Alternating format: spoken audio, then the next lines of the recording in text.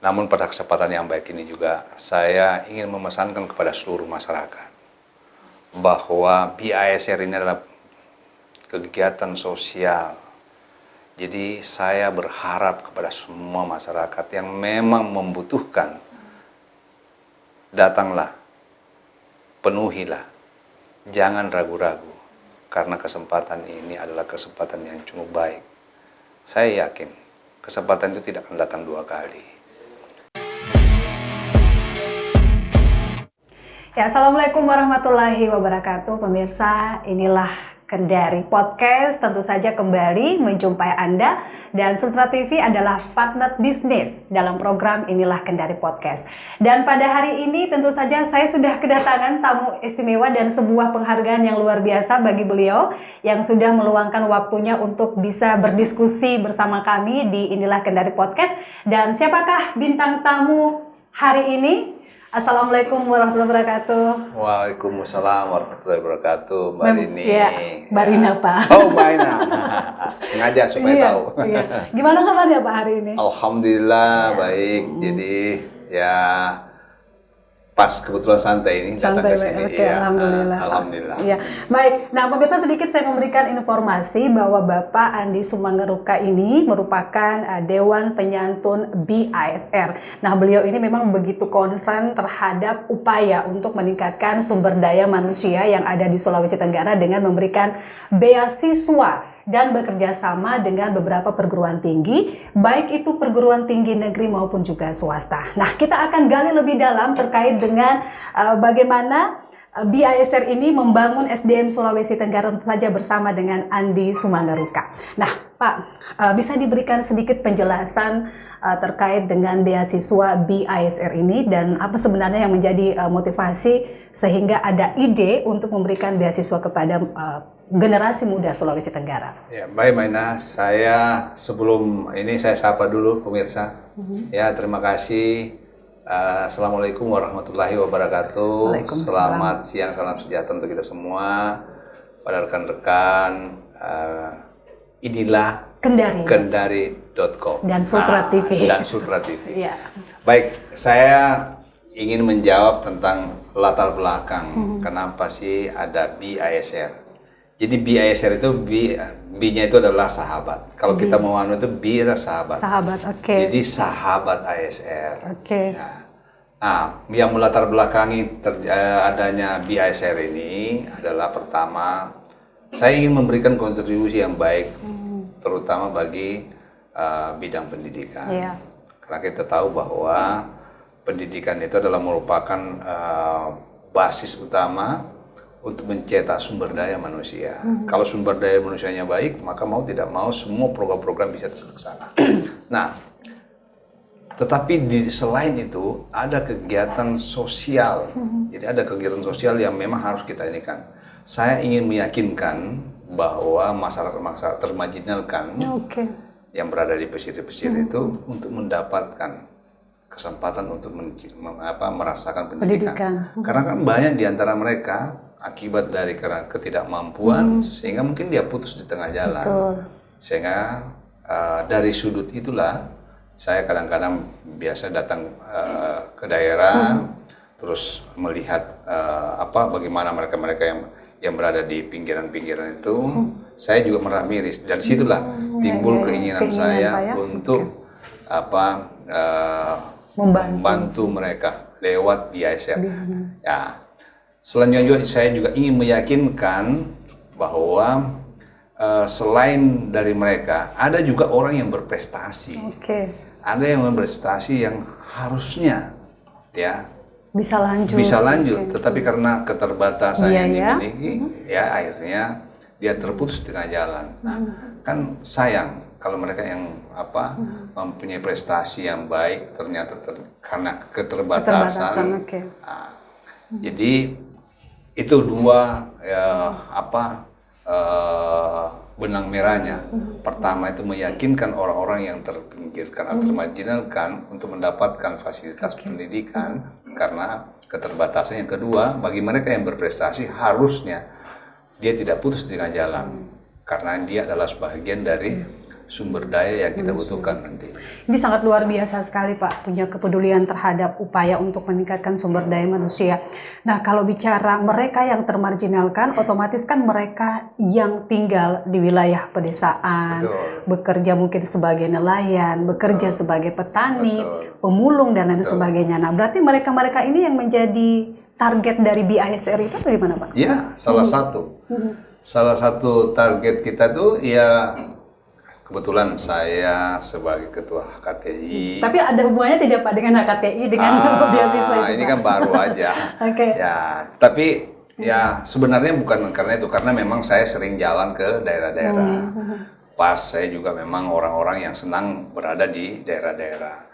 Nah, saya menemukan itu. Ya, mereka-mereka itu sebenarnya punya kemampuan, tapi pada kenyataannya keterbatasannya yang dimiliki akhirnya dia putus tengah jalan. Nah, itu satu. Yang kedua ya saya juga melihat bahwa ya perhatian kita ini karena memang ada kegiatan sosialnya. Nah, kegiatan sosialnya. Jadi karena perhatian kita juga harusnya diberikan juga kesempatan pada mereka karena kasihan juga siapa yang mau melihat mereka kalau bukan kita. Seperti itu. Tapi kan kalau bicara tentang mereka yang termarginalkan, ini kan jumlahnya banyak Pak. Nah, apakah ada persyaratan khusus bagi mereka yang ingin menikmati BISR itu, Pak? Memang sedang kita lakukan verifikasi. Dari verifikasi itu ada ribuan yang mendaftar lewat online. Ya. Karena ada dia sekarang kalau saya nggak salah dia masuk di website KKSS ya. Sementara nanti dia akan berpisah. Karena dia BISR ini ditangani oleh orang yang profesional. Jadi untuk sekarang ini kita menggunakan website KKSS. Nah sekarang udah ribuan yang mendaftar. Nah sedang kita verifikasi. Dari verifikasi itu baru kita verifikasi ada 100, kalau saya nggak salah 180-an ya yang baru terverifikasi. Kebetulan dari verifikasi itu yang memenuhi syarat. Yang memenuhi syarat itu ada sekitar yang 87 yang hari ini. Tapi menurut saya sih nanti pasti akan bertambah. Nah, dan semua nanti akan kita akan melihat kira-kira, karena kan salah satu persyaratannya di situ jangan sampai kita orang yang tidak tepat sasaran. Ya, betul. Kan Pak. begitu. Berarti verifikasinya harus betul-betul valid. Tepat sasaran. Jadi tepat sasaran itu dalam arti tadi ya yang memang orang-orang yang betul-betul butuh bantuan. Yang kedua memang orang-orang yang punya prestasi tetapi karena kemampuannya terbatas. Terus ya kita juga melihat bahwa nanti ada afirmasi. Afirmasi itu kita memberikan kesempatan kepada tokoh masyarakat, tokoh agama yang memang punya ini untuk memberikan kesempatan kepada siapa saja yang mungkin komunitas itu yang bisa masuk di situ. Ya kita mengalokasikan masing-masing tokoh masyarakat dan tokoh budaya itu afirmasi sekitar 5 orang. Sekitar 5 orang. Ya. Se-Sulawesi Tenggara. Sulawesi Tenggara. Jadi seperti itu. Jadi selain mereka memang banyak. Iya. Alhamdulillah. Kalau menurut saya sih makin banyak makin bagus. Pak. Itu harapan kita Pak ya, semakin banyak semakin bagus. Iya. Tapi ngomong-ngomong Pak, apakah memang yang mendapatkan beasiswa ini apakah khusus untuk universitas baik negeri maupun swasta lingkup Sulawesi Tenggara, ataukah juga BISR ini bisa memfasilitasi mereka misalkan yang ingin kuliah ke luar dari Sulawesi? Ya, jadi ini luar biasa ini ya. Saya melihat animo yang luar biasa. Saya juga merasa senang. Artinya makin banyak peminatnya kan itu makin bagus. Ternyata bukan hanya cuma di Sulawesi Tenggara saja. Di luar Jawa juga ada yang mendaftar. Nah, itu gitu. Di luar Jawa ada yang mendaftar, tapi maksudnya orang tersebut adalah orang Sulawesi Tenggara ataukah memang orang luar mendaftar di BISR? Oh, luar biasa ya. Tapi kan kita pada tahapan ini adalah kita peruntukan untuk mereka yang berada di Sulawesi Tenggara. Nah, jadi begini, kita memang mengklasifikasikan. Jadi bukan hanya cuma satu universitas, semua universitas terbuka. Jadi siapa saja Ya, jadi bisa saja ya saya tidak sebutkan Iya, universitasnya, tapi semua universitas itu terbuka dan semua profesi juga kita terbuka. Akomodir, oke. Termasuk ya yang paling utama sebenarnya adalah mereka yang termarginalkan, Oke. ya yang di pinggiran, Baik. ya mata pencariannya mungkin petani, mata pencariannya nelayan. Itu sangat kalau kita bilang kesempatan itu sangat besar buat mereka. Tapi apakah kita tahu Bapak Andi Sumangeruka, Pak ASR ini sebagai Ketua HKTI yang fokus pada bidang pertanian dalam arti luas, Pak. Nah, apakah mereka yang mendapatkan beasiswa BISR ini diarahkan untuk ke fakultas tertentu atau bebas memilih di fakultas mana saja? Itu dia bebas memilih. Bebas memilih, oke. Artinya di universitas mana saja dia bebas memilih. Untuk tahap awal ini memang kita menjangkau pada mereka yang mahasiswa. Tapi setelah itu nanti tidak untuk mungkin kita akan menjangkau ke sekolah dasar dan sekolah luar biasa. Sekolah. Oke, saya sangat mengapresiasi dan terharu Pak, karena maksudnya sebagai anak negeri ini memang sesuatu hal yang harus dan bentuk kontribusi kita terhadap bangsa begitu. Betul. Tapi ngomong-ngomong tadi Pak ASR menyampaikan sudah keliling nih Pak di beberapa daerah, mulai dari daerah kepulauan hingga daratan. Dari 17 kabupaten kota, menurut Pak ASR yang mana kira-kira yang SDM-nya harus betul-betul ditingkatkan? Begini, kalau kita lihat Sulawesi Tenggara itu 70% itu berada di kepulauan. Oke. Ya, karena memang luas wilayah kepulauan kita itu kan 70% itu 30% berada di daratan. Nah, kalau kita bicara tentang kira-kira yang paling mana yang paling ya pasti kepulauan. Kenapa? Sarana transportasi, ya kan? Nah, kalau yang di darat kan dia bisa terjangkau dengan fasilitas darat. Tapi kalau yang kepulauan harus lewat kapal, bahkan mungkin juga setelah sampai di kapal di pulaunya itu kita harus lewat darat. Sehingga ya menurut saya itu daerah kepulauan yang kita fokuskan. Tetapi ya saya lihat dari dasar karena kan informasi itu kan mungkin ini kan masih bertahap nih. Informasi yang paling cepat ini kan ke daratan. Sehingga kalau dilihat komposisinya yang banyak daratan. Iya daratan karena mereka cepat mendapatkan akses ini kan jadi langsung ditangkap itu. Tapi kan sudah ada tim Pak yang cukup berkompeten Pak ya, profesional begitu. Berarti mereka nanti yang akan berusaha mensosialisasikan ini Pak ya. Jadi mereka nanti makanya di sini ada selain ada timnya, ada tim psikolog yang menilai. Satu tuh keinginannya yang kuat kan gitu kan kita mau yang tepat sasaran. Yang kedua, berarti seleksinya ketat sekali Pak ya? Enggak juga, sebenarnya sederhana saja. Hanya cuma ingin meyakinkan saja bahwa orang ini betul-betul tepat sasaran.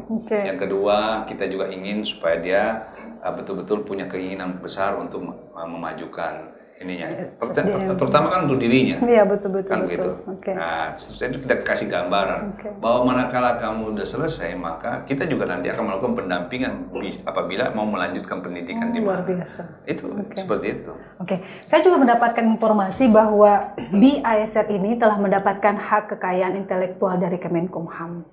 Apakah seserius itu Pak? Atau gimana nih Pak? Jadi Mbak Ina, ini bagian dari mimpi. Kita ini harus selalu bermimpi. Karena saya selalu mengawali saya itu dari mimpi. Saya selalu mimpi itu sama dengan angan-angan.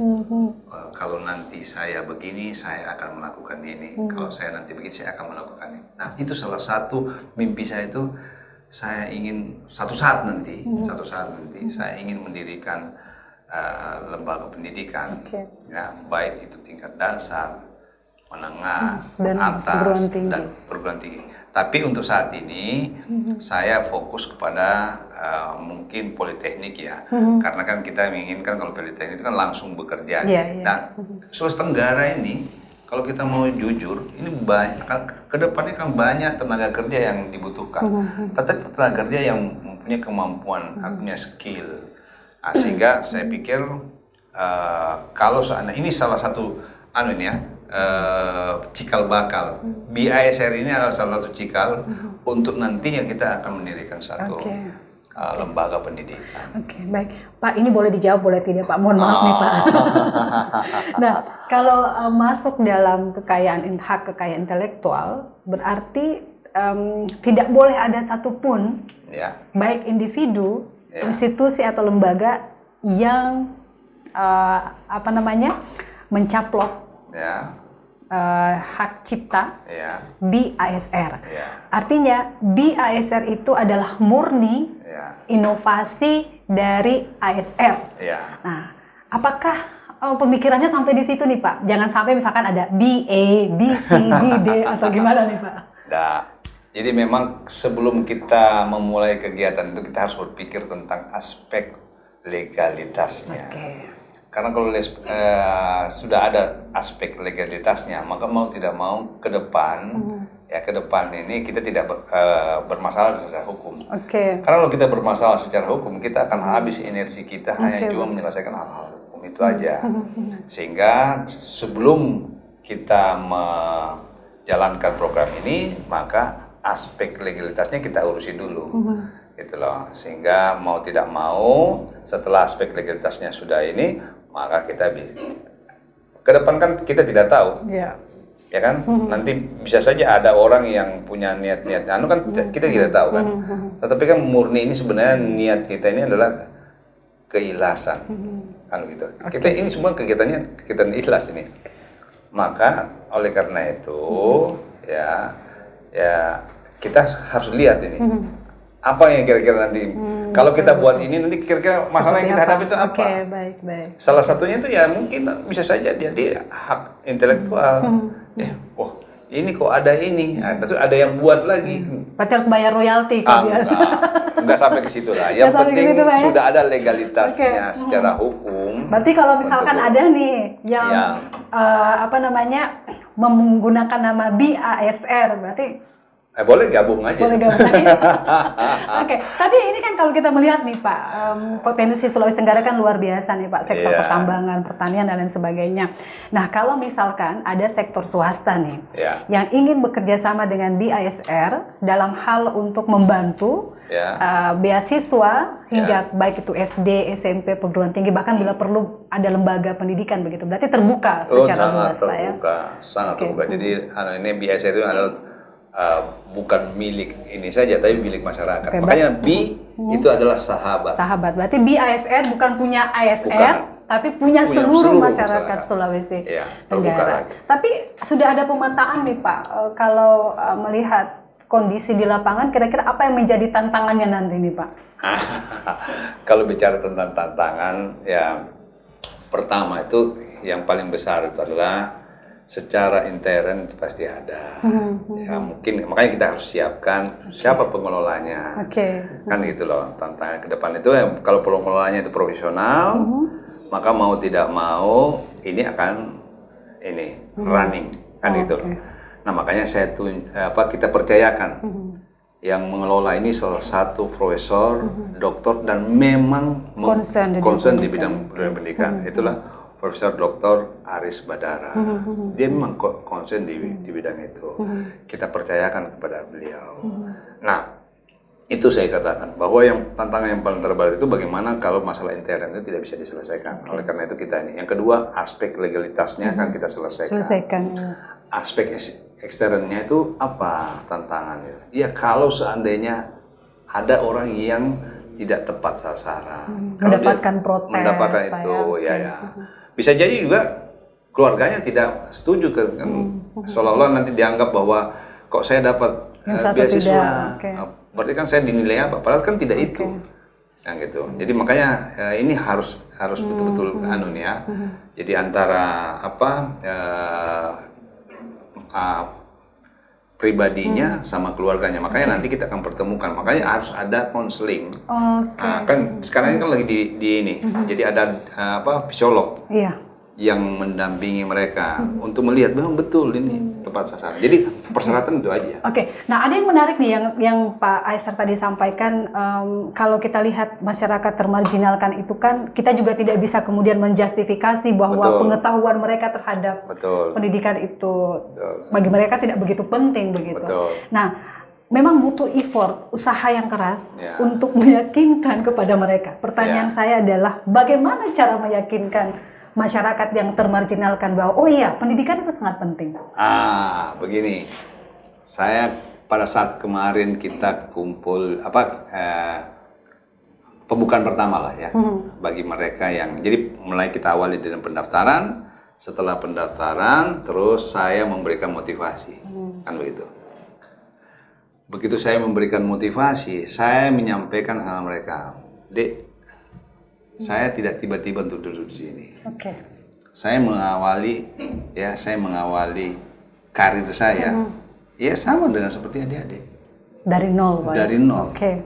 Saya masuk lembaga pendidikan, saya dididik. Setelah itu, anggaplah karena saya di bidang militer, setelah saya tamat dari akademi militer, saya lewat langsung saya lewati juga tahapan-tahapan dasar. Letnan 2 sampai perwira pertama, perwira menengah, sampai perwira tinggi. Saya jelaskan bagaimana saya bisa mendapatkan itu. Apa yang terjadi? Mereka semua, dia bilang, Pak, kalau begitu Pak, saya tidak usah dapatkan tidak usah dapatkan ini. Saya yang penting bisa bergabung sama Bapak. Saya senang dengan cerita itu. Artinya mereka paham bahwa mendapatkan sesuatu itu harus ada proses. Ya. Terutama dari kalau kita mau meraih suatu kesempatan itu dari pendidikan. Oke, betul. Karena begini, kalau misalnya kan mungkin ada orang yang punya potensi, tapi tidak punya titel, agak sulit juga. Kan Portofolio, begitu. Pak ya. Portofolio, Okay. kan jangan susah juga. Nah, kalau ada satu ini tiket untuk menuju itu. Jadi salah satu tiketnya itu adalah pendidikan. Berarti tidak benar bahwa pendidikan itu tidak penting, Pak ya? Tidak. Selain itu kan, saya sampaikan bahwa ilmu itu sangat dibutuhkan. Tidak ada namanya ilmu yang tidak dibutuhkan. Jaringan, teman, pertemanan, kan kita dapatkan juga di lembaga pendidikan itu. Ya kalau kita bergaul sama orang-orang pendidik, berarti kan mereka juga akan tahu bahwa pada saatnya nanti, kan mereka juga nanti begitu saatnya kan dia akan memilih siapa yang kira-kira nanti jadi partnernya. Ya pasti dia salah satu bisa jadi dari lembaga pendidikan. Tapi kenapa BISR kemudian, apakah ada rencana nih Pak? Kan kalau kita bicara tentang pendidikan kan tidak hanya kemampuan kognitif Pak, tetapi ada juga kemampuan afektif dan fisiomotorik. Artinya butuh soft skill, butuh hard skill. Berarti kognitif saya tidak cukup untuk bisa terjun ke dunia kerja. Nah, apakah tidak ada keinginan BISR yang punya hak cipta ini Pak? Untuk bisa berkolaborasi dengan balai latihan kerja misalkan, atau berkolaborasi dengan organisasi lain yang fokus untuk memberikan keterampilan baik soft skill maupun hard skill. Begini, ini nanti kita sebagai awal, ya BISR ini selalu cikal bakal untuk mendirikan lembaga pendidikan. Lembaga pendidikan itu kita lingkupnya di 4. Jadi politeknik, itu nanti akan kita bentuk politeknik. D4 itu langsung siap pakai. Sehingga mau tidak mau ke depan kita pasti akan lakukan kerjasama. Saat ini kan kita sudah ada MOU, kan begitu. Ya MOU dengan siapa? Yang utama itu pertama itu adalah karena tahapannya awal, maka MOU dari universitas, kan seperti itu. Nah, tidak menutup kemungkinan manakala ini nanti yang cikal bakal ini sudah terbentuk, maka mau tidak mau kita akan MOU dengan swasta, karena kan ini kan siap pakai, di mana Sulawesi Tenggara ini nanti akan membutuhkan banyak tenaga kerja, karena kita tahu bahwa program pemerintah itu mendekatkan industri ke bahan baku. Nah di sini kan bahan bakunya luar biasa. Iya betul. Nah kita harus cari, kita harus siapkan orang-orang yang SDM, Pak, ya? SDM-nya. Ya siap. Jadi seperti itu. Jadi ini makanya saya bilang ini bagian dari mimpi.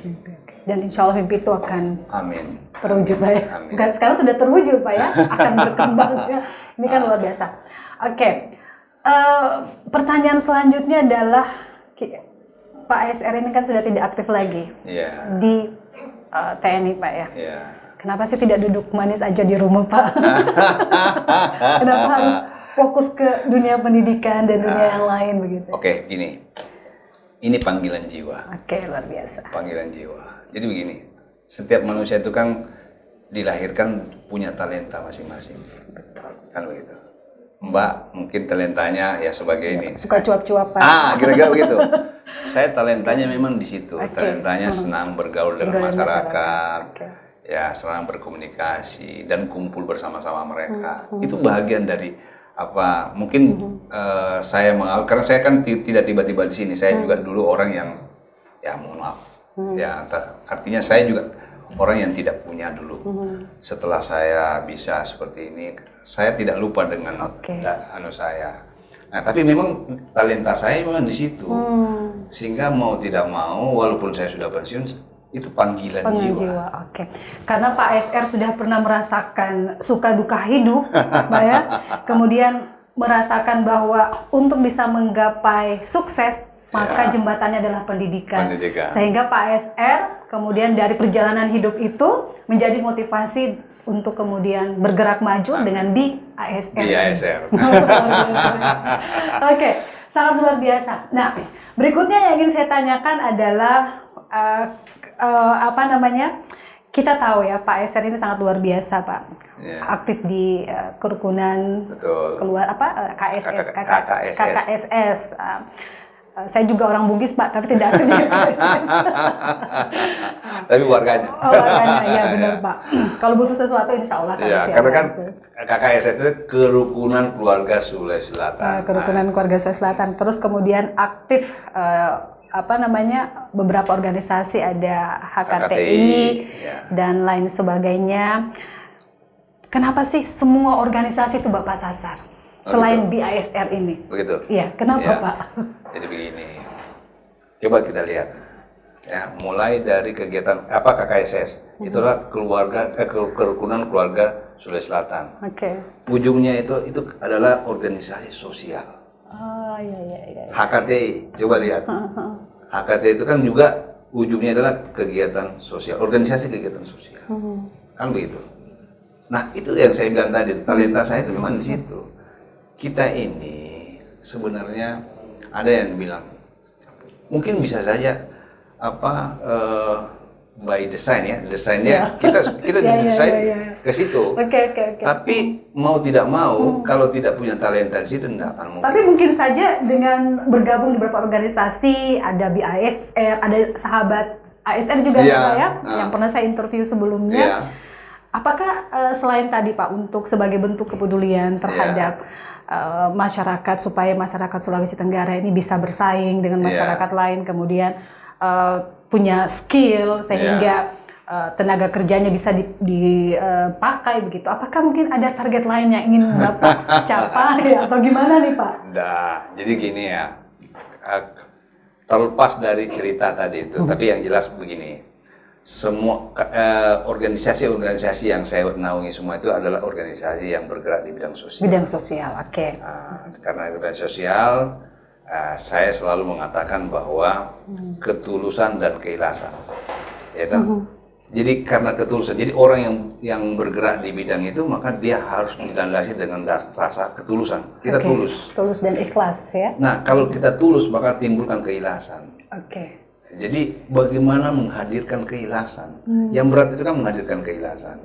Kadang-kadang Mbak lah misalnya, suatu saat kan ada orang yang mau datang ke tempatnya, tapi sebenarnya dalam kondisi yang tidak siap, terus akhirnya kan timbul ketidakikhlasan. Nah, tapi kan bagaimana menghadirkan keikhlasan itu kan butuh proses gitu loh. Jadi itu saya bilang harus dilandasi ketulusan dulu. Begitu dia bertindak tulus, maka pasti dia akan keluar akan menimbulkan keikhlasan. Jadi kita juga yang Anggap sajalah misalnya sesuatu yang kita berikan di situ tuh karena dasarnya Ikhlas. ikhlas. Ketulusan dan keikhlasan. Memberikan beasiswa kepada masyarakat Sulawesi Tenggara, mulai dari wilayah kepulauan dan daratan. Ketulusan dan ikhlasan butuh budget besar, Pak. Gitu, ya kan? Beasiswa ini Pak, gimana tuh Pak? Itu bagian dari apa? Dari sedekah. Oh, Masya Allah. Dari sedekah Pak. Iya, Oke. bagian dari sedekah. Oke. Kita harus ingat. Yang wajib itu apa sih? Yang wajib itu kan sedekah. Sedekah. Kan gitu. Jadi jangan lupa loh, sebenarnya apa yang kita dapatkan sekarang itu adalah sebagian adalah hak mereka. Masya Allah Pak, ya, luar biasa. Kita jangan lupa itu. Jadi saya merasa bahwa apa yang saya berikan sekarang itu adalah haknya mereka yang saya salurkan. Bukan karena ada kepentingan yang lain. Makanya begini. Cobalah nanti kadang-kadang ada yang bertanya sama saya, Pak, kenapa Bapak setiap bertemu sama orang itu harus begini? Ya kan? Siapapun itu. Iya, siapapun itu. Mau pejabat, masyarakat biasa. Oke. Apakah Bapak ini kurang ini? Kan Bapak sudah memberi kok masih begini. Saya bilang keliru. Oke. Sebenarnya makna kita seperti ini mengucapkan terima kasih. Saya mengucapkan terima kasih Bapak sudah mau menerima titipan saya, yang mana itu adalah hak Bapak, yang pada saatnya nanti saya akan terima dia. Dan diminta pertanggungjawaban. Pada saatnya saya akan terima di sana. Kira-kira begitu. Berarti sebaik-baik manusia yang bermanfaat untuk orang lain. Kan itu, jangan lupa itu. Dan jangan lupa Ar-Rahman itu kita diingatkan oleh Allah Subhanahu 30 kali kita diingatkan. Nah, kira-kira seperti itu. Apakah tidak sadar? Jadi kalau apa yang saya lakukan itu adalah haknya mereka yang melekat sama saya. Penilaian seseorang terhadap Pak ASR secara pribadi kan berbeda-beda, Pak. Ada yang mengatakan bahwa seperti ini, ada juga yang mengatakan, oh itu karena ada kepentingan jangka panjang dan sebagainya. Nah, bagaimana tuh Pak? Beginilah, itu kalau penilaian orang kan tidak bisa kita menjangkau semuanya. Iya, kita tidak bisa menahan penilaian orang. Ya, itu kan tergantung dia menilainya. Tapi saya rasa bagi mereka yang tahu tentang saya melakukan, saya melakukan ini kan bukan sekarang saja. Dari dulu saya melakukan ini. Dan saya bukan melakukan ini hanya bukan di daerah sini saja. Di semua tempat saya lakukan seperti ini. Termasuk ketika aktif. Ya, ketika aktif dan bahkan saya sudah pensiun kalau saya datang. Tapi awet muda loh Bapak. Benar loh Pak. Sudah pensiun tapi masih awet muda loh Pak. Aduh, ini saya jadi agak grogi. Oke, lanjut nih Pak. Jadi begini. Ya sekali-sekali coba dilihat bagaimana kalau saya kan ini orangnya kalau ditanya kenapa saya awet muda mungkin karena saya enjoy aja. Rajin bersedekah Pak. Nah itu salah satu mungkin ya, itu bagian dari ibadah. Jadi saya selalu berolahraga. Kalau saya berolahraga itu di mana tempat saja itu pasti akan banyak orang datang. Saya tidak pernah mendesain itu. Saya tidak pernah mendesain itu. Dan mereka semuanya berharap dan saya juga berharap. Kan kita sama-sama berharap. Iya. Dia berharap, saya berharap. Satu dia berharap sama saya supaya saya tetap sehat. Ya kan? Saya juga berharap wah mereka juga selalu setiap dalam bertemu dengan saya itu gembira. Kan sama-sama berharap seperti itu. Jadi kalau orang yang tahu tentang saya rasa dia tidak pernah berpikir negatif. Dan dia pasti dia mengatakan seperti itu. Dan saya tidak enak ini kan kalau kita bilang wah saya kan tidak pas. Biarkanlah orang yang menilai, betul. Bukan saya yang menilai. Artinya langit tidak perlu menjelaskan dirinya bahwa kalau ini kan mbaknya ini kan dasarnya kan wartawan ya. Jurnalis ya. Jadi kalau ceritanya itu kalau Allah Subhanahu wa taala Maha tahu. Tapi kalau manusia kan harus dikasih tahu ya. Tapi ya saya tidak perlu saya kasih tahu. Nanti tanya ke mereka. Oke, baik. Ini kalau bicara sama Pak ASR ini kayaknya 45 menit tidak cukup Pak. Butuh waktu atau ruang khusus untuk bisa berdiskusi lebih lanjut. Apalagi tadi Pak ASR mengatakan bahwa harus mengenal lebih dekat pribadi Pak ASR, kemudian bisa memberikan penilaian begitu. Nah terakhir nih Pak, ketika Pak ASR turun ke lapangan, masyarakat antusiasnya seperti apa, Pak? Oh gitu, Bagaimana nih, Pak? Itu makanya tadi saya bilang kalau seandainya Mbak itu kemarin datang di Universitas Muhammadiyah, itu luar biasa. Bahkan ada yang di antara mereka mengatakan, saya nggak perlu dapat beasiswa, yang penting saya ketemu sama Bapak dan saya. Biasa, Pak. Berarti Bapak jadi public figure nih, Pak. Idola, semua idola. Artinya begini, bukan begitu. Artinya mereka selalu berharap. Dia selalu berharap bisa bertemu dengan saya juga berharap bisa bertemu sama mereka. Jadi kira-kira seperti itu. Ya ini satu kebahagiaan. Nah, pernah nggak tanya kenapa kok tiba-tiba seperti itu? Karena mungkin ketulusan dan keikhlasan, Pak.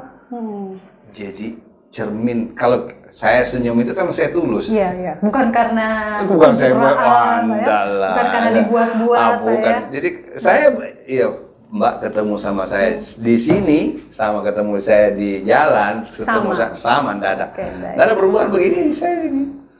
Tulus dari hati. Termasuk BISR ini adalah bentuk ketulusan Pak Andi Sumangaruka untuk mencerdaskan kehidupan anak bangsa Sulawesi Tenggara. Karena itu salah satu kontribusi kita. Pembangunan Sulawesi Tenggara.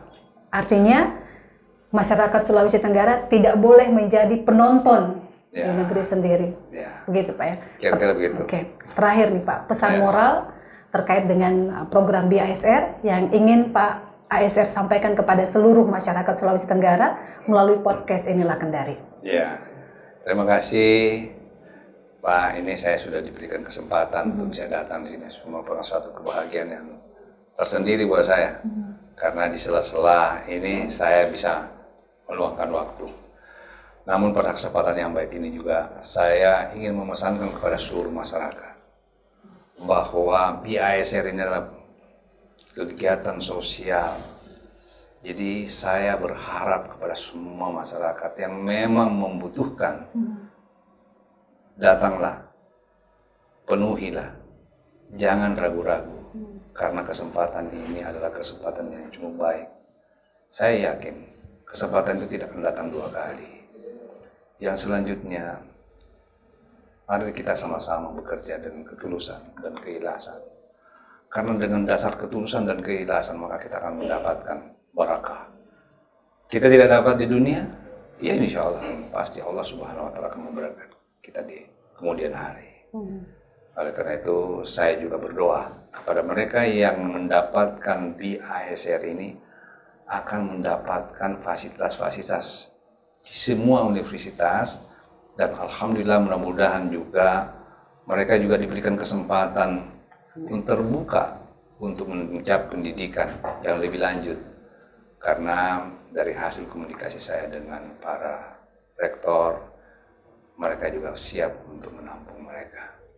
Saya rasa itu, ya sekali lagi saya ucapkan banyak terima kasih atas kesempatan yang diberikan kepada saya untuk datang di sini, dan saya juga mengucapkan banyak terima kasih atas animo masyarakat untuk mendapatkan BISR. Baik, saja. Terima kasih Pak ASR, dan hari ini insya Allah Pak ASR akan menjadi idola saya. Dan seterusnya. Amin. Terima kasih Pak sudah meluangkan waktu untuk hadir di podcast Inilah Kendari. Semoga media ini bisa menjadi sarana edukasi bagi masyarakat, menginspirasi, dan yang paling penting adalah menjadi media yang cover both side. Oke. Baik, terima kasih, dan pemirsa, terima kasih telah mengikuti podcast Inilah Kendari, dan kami juga mengucapkan terima kasih atas partisipasi seluruh masyarakat Sulawesi Tenggara. Dan ingat, BISR, beasiswa yang diberikan oleh ASR agar SDM Sulawesi Tenggara menjadi unggul dan memiliki daya saing. Terima kasih. Assalamualaikum warahmatullahi wabarakatuh, dan sampai jumpa podcast berikutnya.